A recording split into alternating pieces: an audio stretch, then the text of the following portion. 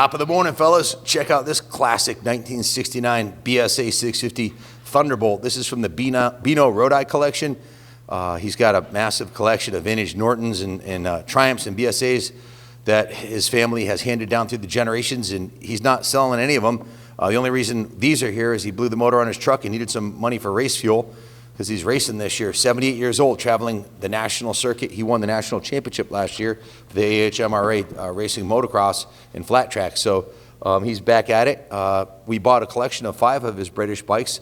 These are ones he had in his collection that he was going to restore, never got around to it. Is going to need a restoration, but the core bike is looking pretty good from here. The frame, the engine cases, the cylinder, the head, the foot pegs, the suspension, the triple clamps, everything, the wheels, everything appears to be intact and if not rebuildable. So the engine on this one is seized from sitting. It doesn't kick over.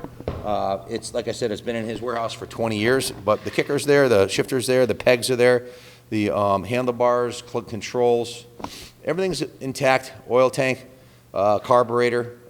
It's missing a throttle cable and a clutch cable, as near as I can see, and the gauges. But a lot of good parts here. Excellent candidate for a parts bike or for restoration. If you want a project bike, and I know a lot of people are looking for project bikes because there's not a lot to do with the COVID situation. A lot of events are canceled. Needs a drive chain too. I just noticed that there's no chain on it, but good core roller for parts or restoration. Everything's looking pretty cool, and it's got a lot of curb appeal just the way it is if you wanted to put it on display in your man room or your garage or your showroom or something like that. It's got a lot of character. Junior, is there anything you'd like to add? I like the tank on this one. I'm not sure if the badge colors are original, but pretty sweet. Yeah, the tank is pretty awesome looking on this BSA. They were notorious for having a lot of curb appeal back in the day. A lot of them had chrome tanks or candy apple red paint jobs. They always came with really nice paint jobs and made in England, quality metals, and just awesome bikes. This one's got the single amel setup, so a little bit easier to tune. You don't have to sync the carbs.